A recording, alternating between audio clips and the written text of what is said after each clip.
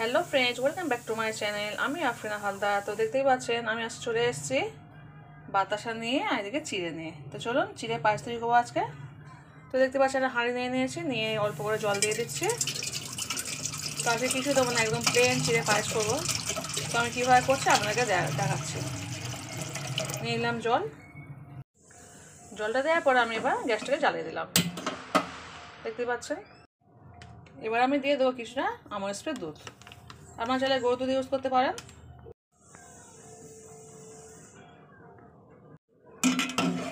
এবার একটা চামচের সাহায্যে ভালো করে নেড়ে নেবেন।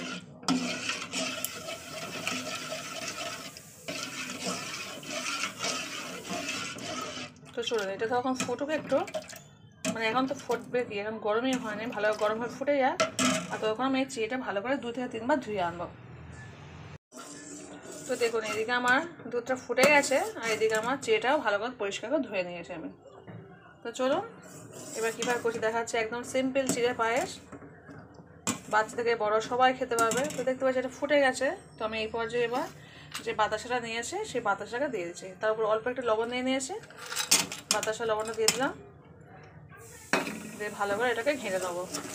আপনার চাইলে চিনি ইউজ করতে পারেন, কিন্তু আমার বাচ্চারা, আমি চিনি খাওয়াই না, আমি ওদেরকে সবসময় ছোটো থেকেই বাতাসা দিয়েই খাওয়াই।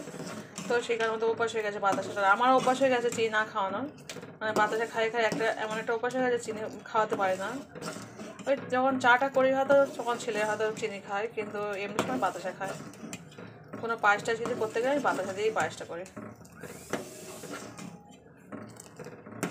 দেখতে পাচ্ছি দুধের কালারটা কেমন হয়ে গেছে, একটু হালকা পিঙ্ক পিঙ্ক মতো হয়ে গেছে।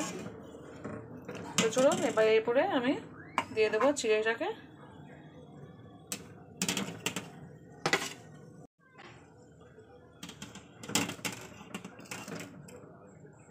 দিয়ে দিলাম, দিয়ে ভালো করে জিনিসটাকে নিয়ে নেবো।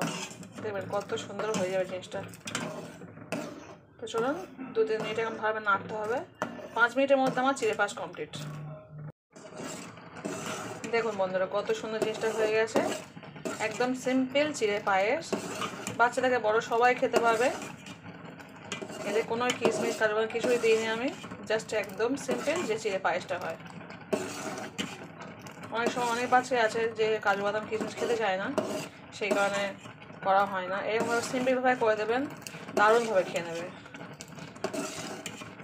একদম 6 মাস বয়স থেকে শুরু করা যাবে এটা, 6 মাস থেকে এখন যত বড় অবধি খেতে পারেন। সিম্পল চিড়ে পায়েস গরুর দুধ দিয়েও করা যাবে, প্লাস আমুল স্প্রে দুধ দিয়েও করা যাবে। তো চলুন আপনাদেরকে পরিবেশন করে দেখাচ্ছে। তো যে যেখানে দেখছেন প্লিজ ছোটো লাইক দিয়ে দেখাতে শুরু করবেন, অবশ্যই ফুল ওয়াচ করে ভিডিও দেখবেন। তো আরও নতুন রেসিপি দেওয়ার জন্য আমার চ্যানেলটি অবশ্যই সাবস্ক্রাইব করে রাখবেন। তো আজকে এই পর্যন্ত, টাটা বাই। হ্যালো ফ্রেন্ডস, তো দেখতেই পাচ্ছেন পরিবেশন করে দেখাচ্ছি কতটা সুন্দর, কতটা লোভনীয় হয়েছে। বাচ্চাদের গালে দেবেন, খুব ইয়ামি ইয়ামি করে খেয়ে নেবে। অসাধারণ একটা রেসিপি, সিম্পল চিড়ে পায়েস, কোনো ঝামেলা ছাড়াই। বাড়িতে কিছু না থাকলেও চিনি বা জাস্ট একটু বাতাসে থাকলেই পায়েসটা আপনারা করতে পারবেন। তো কেমন হয়েছে কিনা অবশ্যই কমেন্ট করে বলবেন, আর ভালো লাগলে অবশ্যই শেয়ার করতে পারেন। তো আজকে এই পর্যন্ত, টাটা বাই।